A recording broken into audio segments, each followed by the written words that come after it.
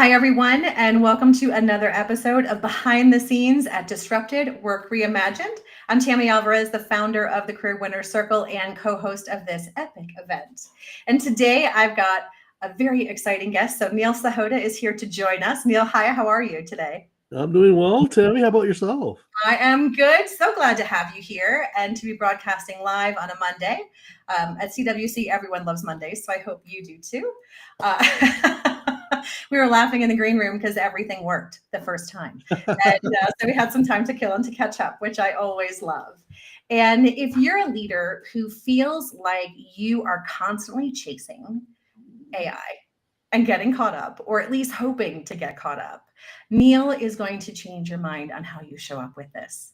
And you're not going to want to miss this conversation because he's going to be able to talk about some behind the scene things that we'll cover during Disrupted in how to get a competitive advantage, shall we say, and leapfrog from where you are to where you want to be. And so, Neil, I cannot wait to start to drop some of those knowledge bombs that I know you've got waiting for us. But before then, I just want to take a minute to brag on you a bit. And I'll do it because it's much easier for me to do it than for you. But just to give you guys an idea of how amazing Neil is and all of the impact that he's making in this space. So Neil's a recognized leading expert in applying AI and emerging technologies to create market-shaping businesses and strategies. And as the CEO of ASCII Labs, advisor to the United Nations on AI, part-time professor at the University of California, Irvine, and an IBM master inventor, he plays a critical role in helping leaders use AI for economic growth and, more importantly, social impact. And so using AI for good is a big part of what Neil does. And it's just so important for us to think about that as we move into the unknown. And with over 2 decades of experience, Neil's worked across nearly every major industry, helping organizations navigate disruption, identify high-value opportunities, and build resilient operations. So Neil, with all your wisdom, thank you so much for being here again today. I appreciate it. My pleasure. And thanks for introing me, Tammy. She knows I hate talking about myself. That was a big deal for me. Thank you. That's it. I prefer people do that for myself too, right? Because it just feels so weird. And as we think about every time we turn around, there's something new and there's something unexpected. What do you think some of the either challenges or opportunities that leaders have today that they can no longer ignore? Tammy, it's an interesting time, right? We're moving to what we call hyper change. So we're going to experience 100 years worth of change in the next 10 years. And who's really ready for that? We like to say we want innovators, we want disruptive thinking, we want to embrace the risk, but most organizations don't do that. I forgot who said this. It's a very powerful quote and very true today. You cannot continually improve a candle and achieve the light bulb. Oh, I do love that quote. That's it. I've never heard that before. I wish I could remember who said it, but I think it's so true because even with all these emerging tech tools like AI and blockchain, everybody, and particularly a lot of the leaders, even the leaders I've worked with the global Fortune 100 companies, think that somehow it's a tool we're going to slam in, but the responsibilities are going to be the same. Jobs are going to be the same. The processes are going to be the same. Workflows, it's like they're not. I mean, forget about technology. The job you do today, is that how you did it 10 years ago? No, right? And we're as much as we say we're focused on that entrepreneurial thinking, everyone's looking for the continual improvement. They're trying to tweak the candle rather than figure out the light bulb. And that's why so many organizations are struggling. Yeah, and I see that with the leaders that we work with. You're in it every day, and this isn't just a new shade of lipstick on the old problems, right? To move away from the candle and the light bulb now. And problems was not the word I was going to use, by the way, but we are live. So, and I think one of the things I heard, and I'd love to get your opinion on this. I was having a team meeting with our advisors and fractional executives within CWC last week. And one of them is very involved in the AI space and helping organizations make that transition from their leadership perspective as, less than tech, which we'll have a conversation, which comes first in that space. And she mentioned something that I want to get your opinion on. And she's, we've got a B2B business model that we know. We have a business to consumer model, B2C, that we know. The next thing that she heard when she was out at an event somewhere, and it's right around the corner, is A to A. Now, is this something you're familiar, obviously you're familiar with it, but what do you think in terms of how fast our own personal twin agents will be talking to other leaders in terms of their agents that are doing their work for them? Well, old Tammy and everyone out there, here's the secret. It's already happening. Don't tell me that. I love to be in denial. No, AI is already happening. I've been telling people just by 2030, an AI sales agent will be trying to convince your AI assistant to buy a product, right? But yeah. Today, there's actually tons of people that have AI digital twins. I won't name names. It's not just celebrities anymore, but you got C-suite people that they send their digital twin to attend meetings on their behalf. Where they're not necessarily a critical piece. Here's the mind-blowing thing, Tammy. There was a case last year, I think it was in Arizona. A guy unfortunately got hit in a really bad car accident, wound up passing away. The district attorney office, realizing this guy had an AI digital twin that he trained up, asked for the digital twin to testify in the trial. Went back and forth, and ultimately the court said, yes, the digital twin can testify. The twin gave a very emotionally powerful testimony. I mean, people say it really seemed to sway the jury, and they gave a very harsh sentence to the defendant, right? And now the defendant's family is trying to get the AI digital twin testimony removed because they felt like it was so over the top. There's no way the real person could have been this emotionally powerful.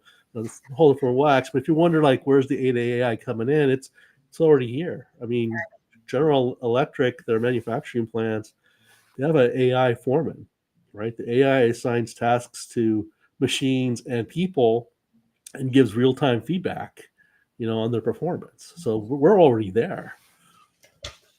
Okay, now I'm officially terrified and excited.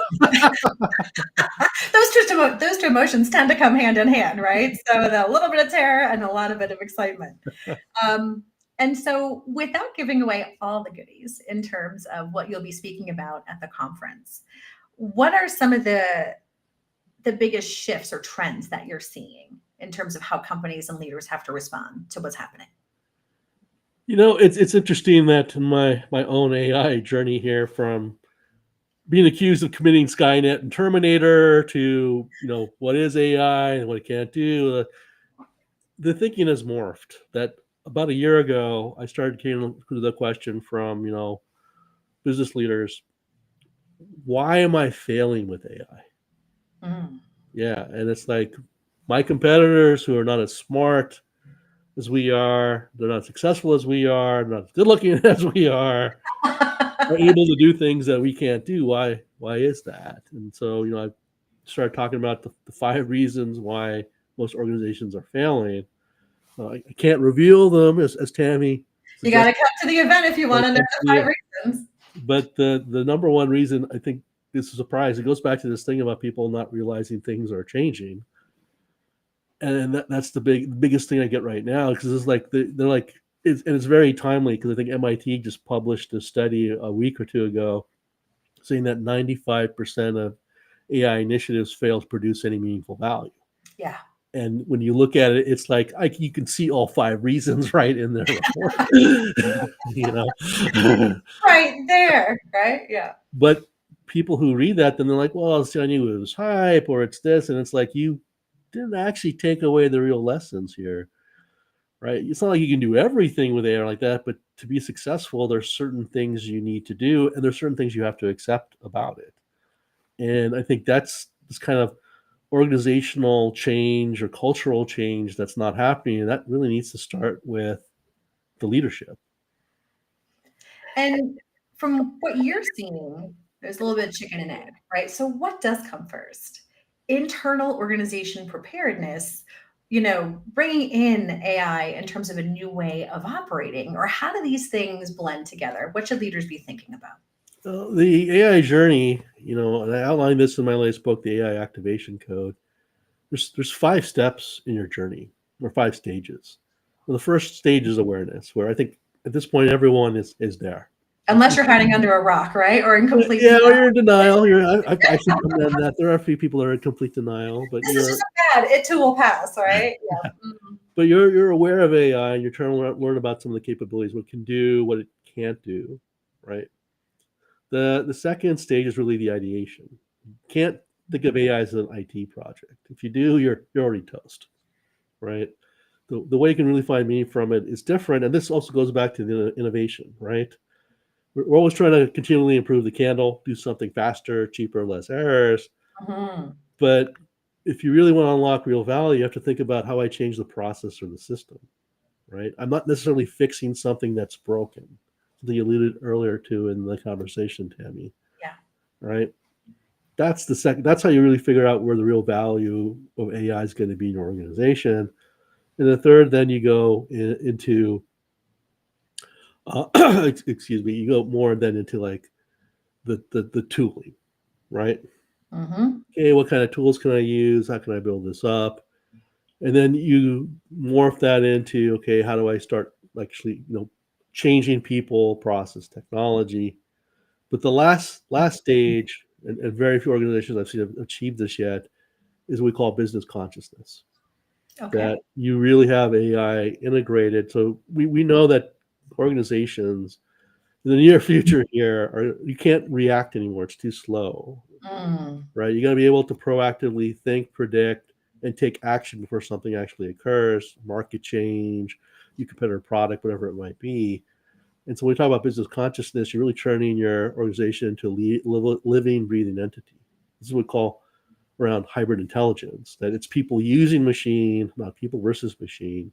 So taking our human strengths, creativity, first of a kind, handling, issue handling, these kinds of things, and marry that with AI capabilities around like data processing and analytics, and going to this thing where you're going to have AI employees, you're going to have AI colleagues, you're going to have AI managers, right?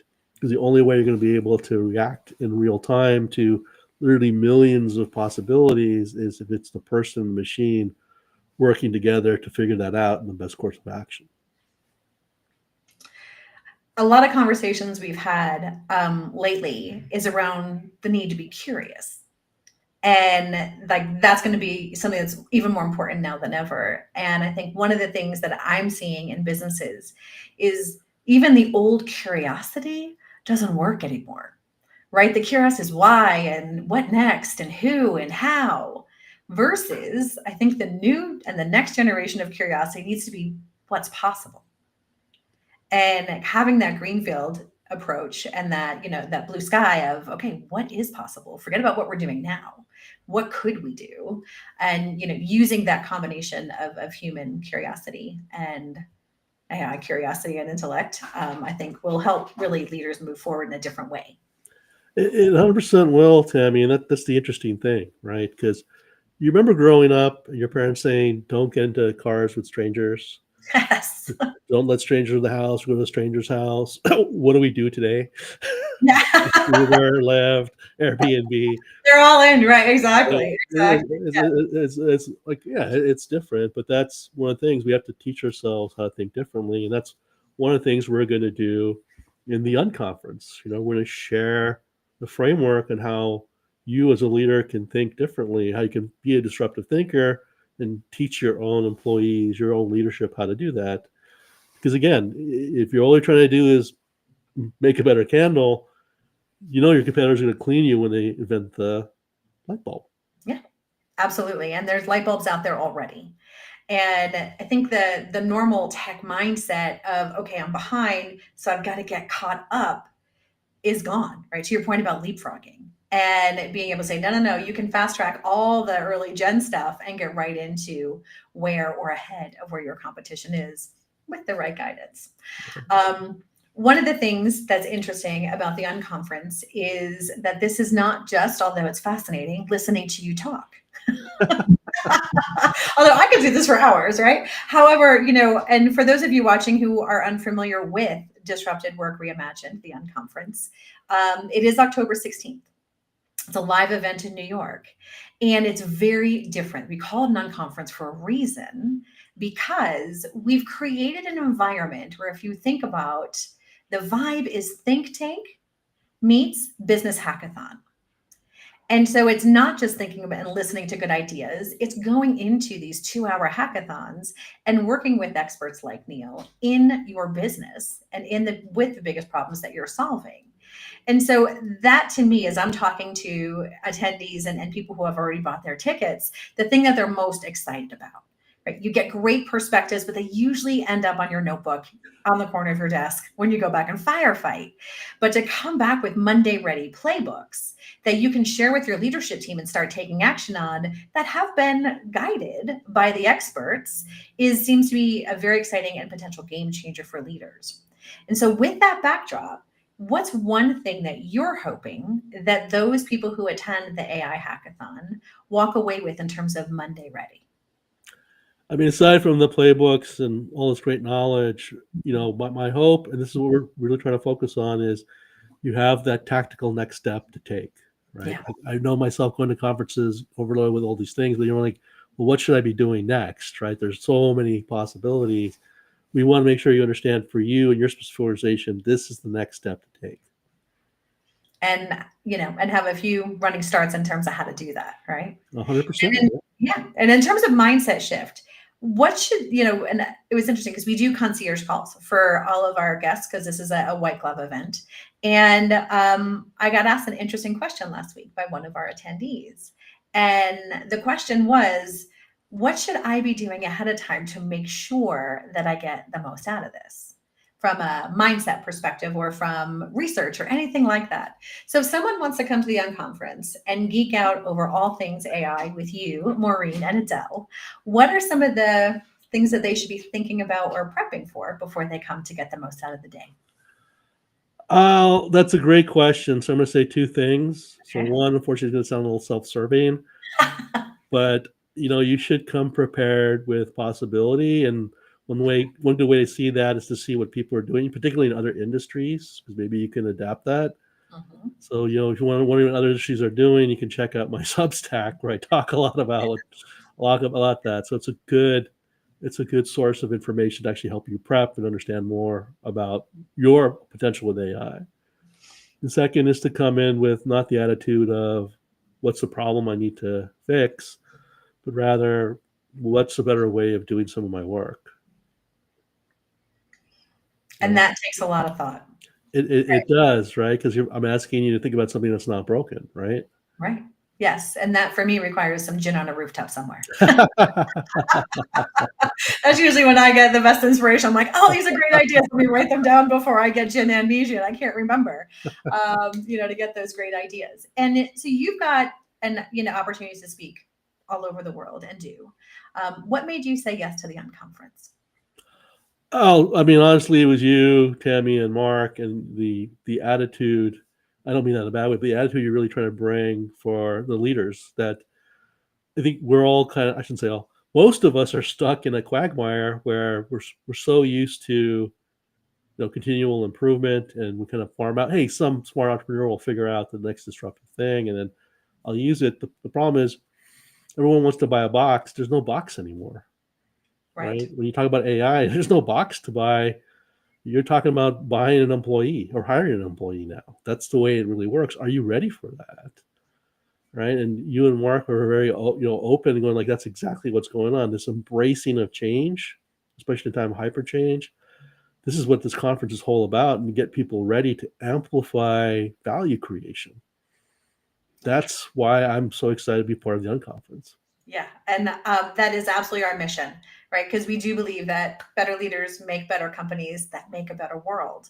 And it is about that value creation. And just for those of you who have not had a chance to cyber stalk the Unconference yet, because the URL is streaming along the bottom, so make sure you get there and check it out.